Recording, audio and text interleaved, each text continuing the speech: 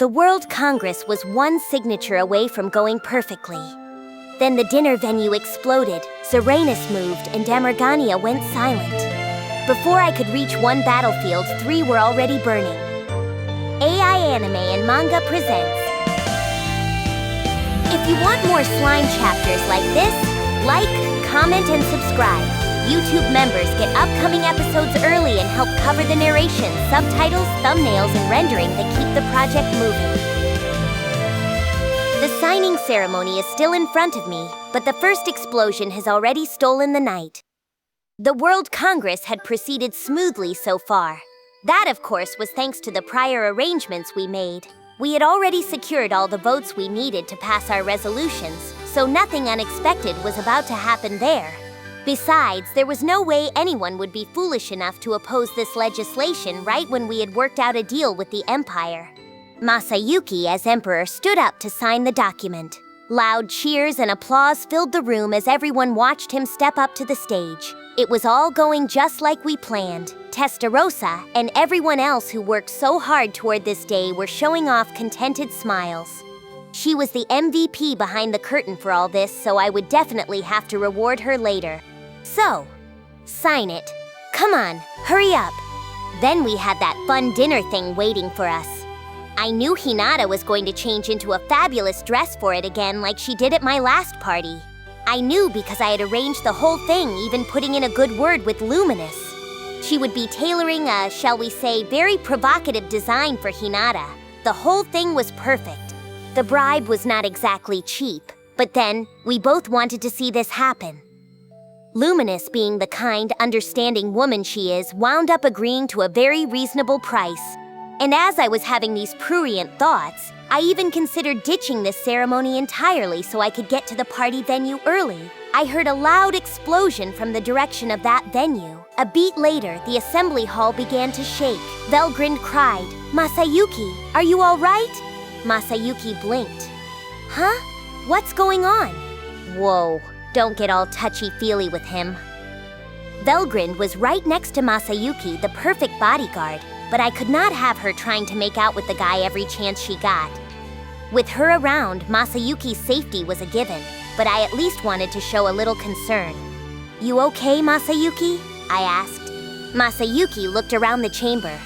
Oh, I'm fine, and I guess everyone else is too.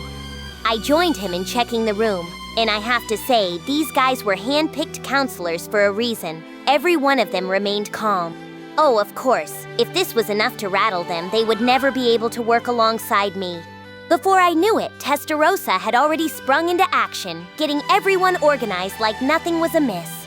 The knights guarding the chamber were also moving to and fro, following her precise orders. I have ordered the Crusaders to go on full alert. They have been sent to investigate the venue and surrounding area to find out what happened. Oh, thanks. As Hinata stepped up to tell me that, a serious problem suddenly occurred to me. Was the dinner venue all right? Maybe we could salvage all the rare exotic food we prepared for it, but if the site itself was badly damaged, it might affect tonight's party. We would not have to cancel, would we? Oh, no way. If that happened, I would never get to see Hinata in that dress. I almost rushed right out of there from the anxiety. But then Benimaru contacted me. Sir Rimuru, I just received a call from Lady Frey. The Insect Lord Zeranus' army has begun their invasion. War is going to break out soon. Benimaru sent me a report so cruel and merciless it shattered any tenuous hope I had left of salvaging this day. No, but wait. If I flew over right now and took care of Zeranus, maybe we could still make tonight work. Whoa, Rimuru! We're in big trouble here! I have been sending out my regular contacts to the Demon Lords, but I have not heard back from Damargania. That's, like, really bad, isn't it? Yes, Ramiris. Yes, it is. Out of all the possible scenarios we pictured, having no contact at all was among the most dangerous. This was why we set up a procedure for handling this, I grumbled to myself as I ordered Ramiris to keep gathering info via thought communication for me. She must have recalled that whole procedure we worked out just then, because she said she was not panicking at all, she promised, and went back to chatting with her operators. Anyway, I could not make a decision without some more info. Maybe I ought to officially give up on the dinner party. At times like this, I cannot help but be reminded of this one incident in my previous life. Back when I was still in my 20s. I was working a foreman job at this construction site, and I had my eye on the clock the whole shift because my favorite MMO was scheduling this huge content update for that day. And of course, just minutes before I could clock out, one of our heavy machines broke down. Like, are you kidding me? We had not even finished cleaning up the work site, and our stupid excavator would not start up. All the other work had to stop until it was repaired, of course, and that pretty much guaranteed mandatory overtime for me. So I arranged for night lighting, called the local city hall and police to explain the situation, and wrapped up all the work we could do without the machines. There were also local residents that I had to keep updated about all of this, and really, I did not even have the free time to cry about it. There was so much to do that the next thing I knew, my regular workday had long passed. And, yeah, that is how I feel right now. It was time to give up on Hinata's dress. Just one invasion I could maybe deal with, but two at the same time meant I had to prep for a real long battle. Pretending I could finish this by nightfall was just kidding myself. One of these attacks was very likely a decoy too, so I could not act all carefree about this. Still, I resolved to never forget the resentment currently filling my heart. These fools needed to be taught a lesson. Deprive me of my fun, and you will pay a dear price for it. So, mentally turning the page, I began to consider our options. The sharp-sighted Hinata immediately noticed the change in me. Something up? I nodded back. Yeah, my enemies are on the move. It looks like something's going on over here too, but... Ah, yes. We can take care of things here for you. Hinata never fails to impress me. Now that I was assured I did not have to focus on Englesia for now, I contacted Benimaru again for a fuller report. Hey, so what's up? We're still checking on things, but it looks like a pretty bad scene. He did not seem agitated, but it sounded pretty tense over there. I waited for further news, hoping the damage was not too far above what we anticipated. We have contact. Surprisingly, it sounds like a pretty even battle so far. It was apparently kicked off by a massive magic blast from Carrera, but someone among the enemy had a way to bounce the magic back at our forces. They have avoided casting magic since then, so now it's just one big melee, she said. They bounced Carrera's magic back at us? How could they do that? Her magic is like beyond crazy, but would something in the Dominate Space family do the trick? It would depend on the caster's computational power, but it was possible. The size and power of the magic was another factor, but with a directional, destructive magic, distorting the space around it would be an effective way to change its path. It would not be recommended though, since one mistake would lead to friendly fire. Aha! So if you run into trouble calculating the point of impact, your own allies might get caught in the middle, huh? Fail to predict how the magic will move too, and you would suffer terribly from it. I bet Seal could manage all that fine, but I would not touch that move unless I had no other choice. Thinking about it that way, it sounded like the enemy was expecting casualties as a given with their strategy. There must be some pretty daredevil gamblers among them. Mess it up, and the risks were sky high. Thanks to this move pretty much taking magic off the table, the two sides were now engaged in physical melee combat. A total of 8 commanders were among the enemy force. They were called the 12 Insect Masters, but there were only 8 surviving, so this was the whole gang in one place. There were also signs of Zeranus the Insect Lord in the area, which prevented Milling from making any major moves. Her Big Four, along with Carrera and the other demons, were all engaged in combat now, fighting against these commanders. What's this about Malim's Big Four, by the way? I was not sure, but way to find 4 people to volunteer for that crap, I guess. So does it look like we can win? Unknown as of yet, but it's likely going to be a tough battle. All right. Let's put in some reinforcements. I thought you would say that, so I have already sent out 300 members of Team Kurenai. Benimaru really is a talent, isn't he? The man never wastes time when it comes to decision-making. Our transport magic circles could only hold around 50 people at a time, but we could run them around the clock as long as we powered them with magicules. Our labyrinth had a ton of those, of course, so we did not have to wait long at all between transports. Veldora was helping them out as well, so the 300 troops were already at the battlefield. Gobwa was commanding them, and Benimaru assured me she was fired up and ready for action. It turns out that she and Phobio had started dating at some point, so she saw this as her lover in mortal danger. So, well, I do not think much is going to discourage her, no. Well, great, but I'm worried if we have enough firepower. If the enemy force totaled over 1 million, an extra 300 allies did not sound like much. Each Team Kurenai member was an over A in rank, which was reassuring. But if they were exhausted and started making careless errors, they could start to crumble in short order. Should we send Gobta over as well? Him and his 100 goblin riders? Our nation was already amply protected by the labyrinth. Gobta and his team would not have much to do on that front. If they were asked to defend Tempest, well, that would mean we were in a pretty dire situation anyway. With the Goblin Riders' mobility, a large battlefield was much more suitable for them.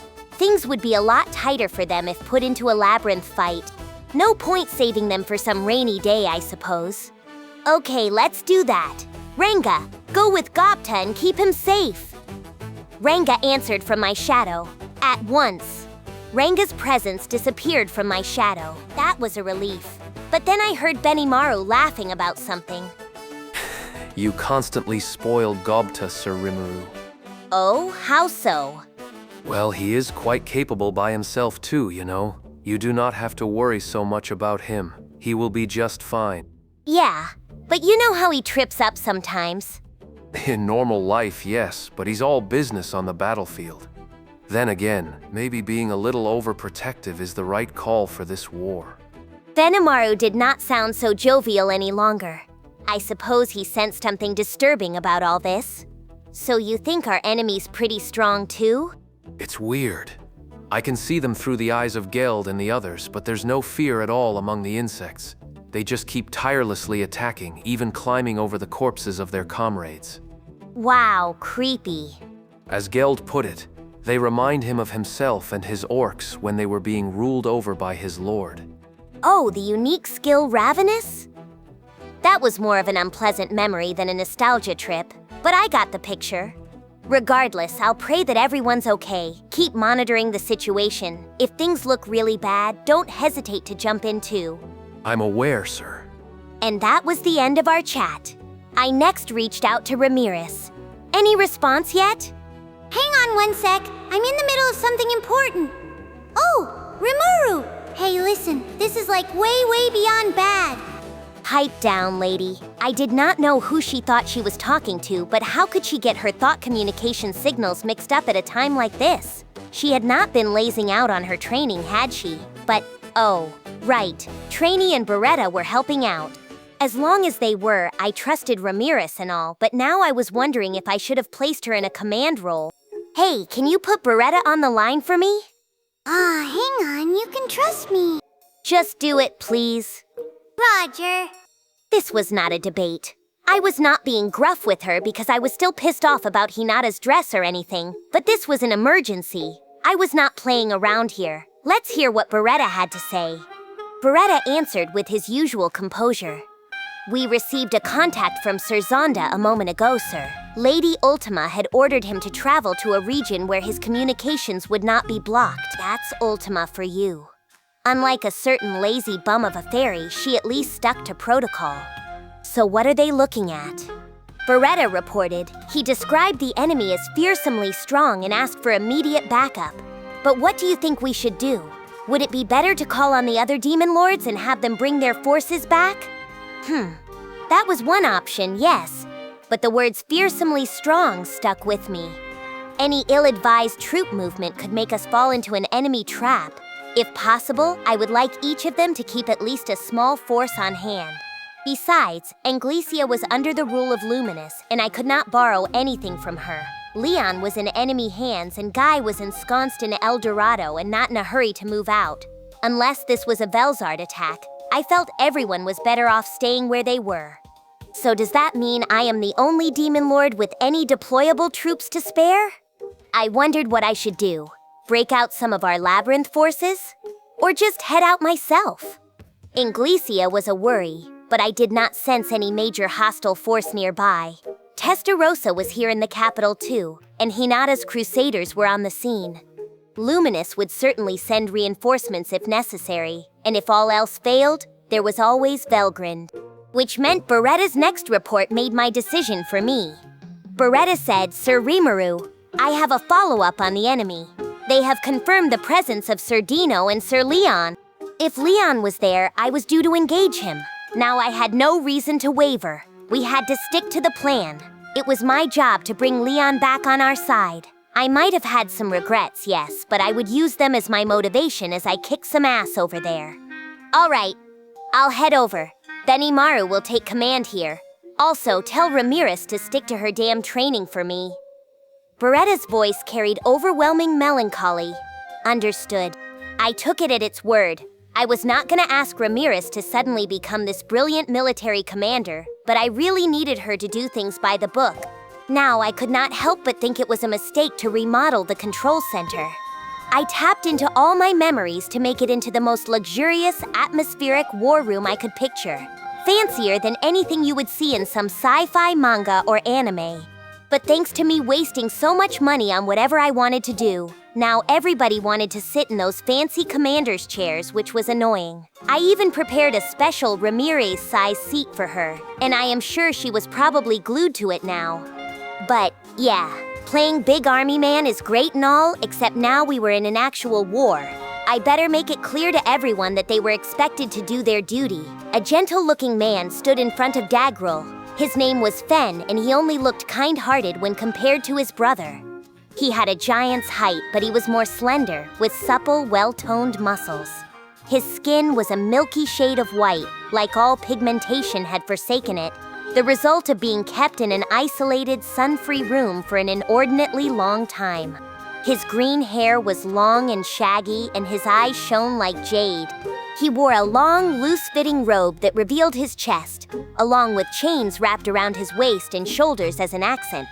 These were Gleitnir bonds, the chains that held him down for many years, but now he had taken a liking to them. Fenn loped his way toward Daggrull, his body swaying back and forth in an inscrutable motion. He seemed completely open to attack, but he was not. He was moving like an expert fighter, ready to answer any potential strike. Fenn smirked at Daggrull. It's been too long, huh, brother? Daggrull heaved a sigh. I have missed you, yes, but I also never wanted to see you again. Fenn leaned into the old familiarity. Aw, don't be mean like that. It's only us three brothers, ain't it? Daggrull answered. Exactly. That's why I'm so sorry that things went awry like this. Fenn laughed him off. You have sure changed, haven't you? You used to be so cool, too. Fenn looked displeased with his brother. He used to look up to Daggrull. Now he was this doddering old retiree in his eyes, and that annoyed him. Daggrull said, We all once tried facing up to Sir Veldanava, didn't we? And that gave us a sobering lesson in reality. Fenn snapped back.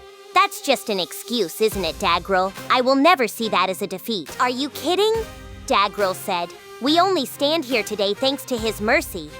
Fenn sneered. I really don't like how weak in the knees you have gotten, brother. What's the big deal with Veldanava? Once Feldway revives him, then I will show everyone who's better. You goddamned fool, Daggrull shouted. You say that because you don't know him. Fenn cut him off. I'm not here to debate, all right? Not like we will ever agree anyway. Let's get it on. I'm gonna beat you, and then maybe you will wake up. Daggrull murmured. Fenn? Daggrull and Fenn's bodies were enveloped in a whirlwind of fighting aura. Skyspire Tower, which was supposed to be indestructible, shook under the tremendous pressure. Then, the next moment, Daggrull's fist slammed into Fenn's face with an impact that seemed to cut into all of creation. But Fenn held his ground. Returning the favor, he planted his hips down and shot a heavy, sharp uppercut right into Daggrull's solar plexus. It lifted his body into the air, and Fenn wasted no time following up, smashing a sharpened kick into him. The impact of Daggrull's enormous body against the wall made Skyspire Tower groan like it was about to collapse.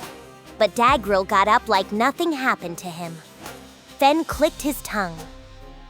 You have not gotten soft, huh? Daggrull answered, You neither, brother. That shot would have ended most people. Daggrull continued. I'm not most people. They did not let me join the octagram just for fun. Fenn asked. You actually like all that? Daggrull said, kind of. Daggrull released all his fighting spirit as he spoke.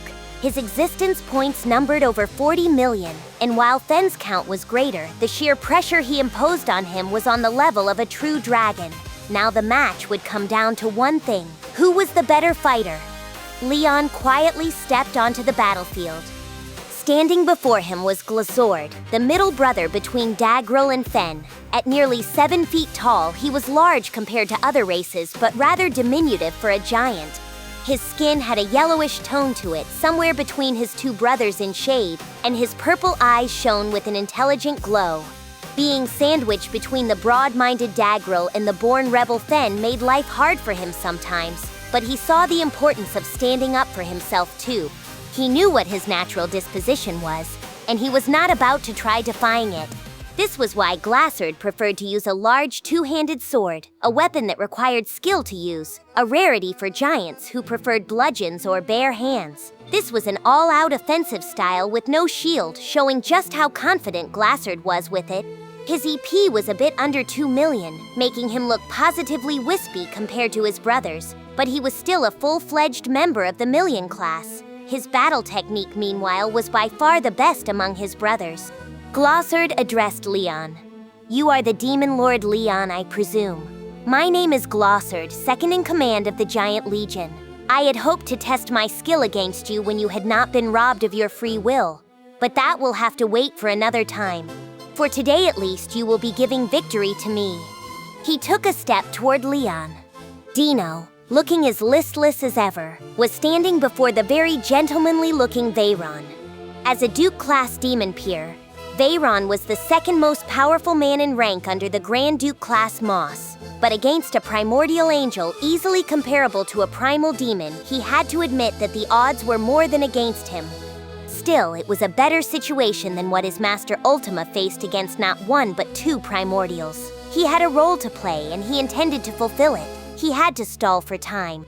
Ultima had said that Dino was not going to seriously fight anyway, so even Veyron would be fine against him. If Dino took Ultima on, he might make it more of an actual scrap, so she left this one to Veyron. Being asked so cutely like that, Veyron had no right to refuse. He was determined to do whatever he could to live up to his master's expectations. Dino asked, do I really have to fight too? Veyron replied. If you do not mind helping me stall for time, I would appreciate that quite a bit. Dino answered, Ooh, sorry, can't do that. As much as it annoys me, I'm really not allowed to skip out on work any longer, sadly. Dino was taking this approach to his answers because he was still feeling things out, seeing just how far he was allowed to go. It was frustrating, not being able to convey exactly what he meant, but then he tried this phrasing, which thankfully made it out from his lips. Dino said, Ultima's one thing and all, but with you, all I need is my sword skills. In other words, he was not about to break out any other latent skills. He had seen from Leon's own approach that it was allowed for him not to go all out in battle. If Leon was being serious about this, the resulting fight would have been far more intense. Dino had a chance to see Leon fight for real once, and his sword, speeding as fast as light itself, had the power to slice through even microscopic spiritual particles. As long as that memory was fresh in his mind, he could not believe that the current Leon was being serious at all. So Dino followed his lead. This was not slacking off, he told himself. It was just to avoid turning his back on his friend. Veyron, observing this, understood what was going on. Demons can be very sensitive to the subtle emotions of people that way. Veyron thought that Dino was hardly keen to fight this out. If so, he should more than suffice as an opponent for him. Now they had a plan of action. Veyron pretended to be offended at Dino's prodding as he fought back at him. Veyron said, Is that how little you think of me? Then I cannot wait to wipe that insolent grin off your face. With that, Veyron broke out Artist, his ultimate gift. It changed him, allowing him to imitate, of course, the young Byakuya Araki, the former incarnation of Agera. He was also wielding a sword forged by Kurobi, a legend-class blade made in the shape of a walking stick. Even at this point, Kurobi was still improving as a weaponsmith. For every 10 swords he crafted, 7 or 8 were now legend class, including the one he gave to Esprit, making him a master craftsman of near unbelievable talent. It might not be long before they started calling him a divine master even. This Kurobi crafted sword fit well in Veyron's hand. He was starting to understand the appeal of weapons like this, although he only used one while in artist mode. Dino said, "Wow, neat. I better start to get a little serious, huh?" Dino was lying. His eyes wavered anxiously. "We're good, right?" he desperately asked his partner. "You're getting what I'm trying to say, aren't you?" Veyron gave him a reassuring nod. "I look forward to the experience. Let us begin." Ultima stood alone in front of Pico and Garasha. Garasha said, "Wow, Violet, huh? Oh, but your name's Ultima now, isn't it? I think you get what's going on, but don't tell me you're going to take both of us on alone here." Ultima smiled back. "Well, I certainly don't see the problem. The two of you should provide just the right amount of warm-up for me." Pico answered, "Oh, would we? Glad to see you think that much of us." Garasha snapped, "Ooh, she's really pushing my buttons. Don't expect to come crying to us for forgiveness later." Unlike with Dino and Veyron, the demons meant every word they said, and really, Ultima found it more amusing than anything. After carefully assessing Pico and Garasha's fighting ability, she concluded that both of them were weaker than her, and she was right. Neither of them were pushovers. They were both card-carrying members of the Million class, but their EPs topped out at around 2 million, a full level below Ultima. Plus, Ultima already had experience winning a battle to the death against an opponent of equal strength, a rare experience for a high-ranked demon like her to have. She gained a lot of confidence from that, and she thought these two would be a nice pair of test cases to polish her skills with. Ultima said, "Well, maybe you will both get your free will back if I punch you hard enough." "Why don't I give it a shot?" Pico answered. "Like that will ever work." Garasha added, "Yeah, who asked you anyway?" With those casual remarks, the full-on battle began. The battle between Daggrull and Fenn was, to an outside observer, beyond intense. In reality, though, neither of them were 100% serious about it yet. If they were, anyone else in the room would have been flattened by the waves of fighting spirit shooting off them, some for good. They would not be able to continue the battle, for certain. But this feeling out period was about to come to an end. The other groups were moving over to other battlefields, not wanting to fight inside a cramped tower. Now it was only the two brothers left in Skyspire. Fenn said, "I have not gotten this heated up in a while, brother. I think it's time to get real about this." Daggrull answered, "Whenever you like." Fenn's fighting spirit swelled. That power, comparable to a true dragon's, became a visible sort of pressure as it blasted its way toward Daggrull. But his brother was not about to be outdone. With a groan, Daggrull infused his own fighting spirit into his body, transforming his muscles into something specialized for combat. Now this was a full-on fight between brothers, with both sides playing for keeps. Fenn wanted Daggrull to go back to his old rampaging days. Daggrull, on the other hand, wanted stability and order. He would not hesitate to go to war if necessary, but he was no longer the type of man to get violent for violence's sake. There was no way to bridge this gap between them, but whoever won this fight would make the loser his personal servant. Why? The answer would become clear later. The fight intensified, and as it did, the formerly even contest gradually began to tilt in Fenn's favor. The difference in core strength was evident, and to that was added a key advantage, the Gleipnir chains that Fenn could now control at will. Veldanava created these bonds with his own hands, and they were truly indestructible, boasting the strength and flexibility of a high-end god-class weapon. Fenn had been bound down by them for so long that he had grown able to manipulate them like they were part of his own body. Daggrull grimaced.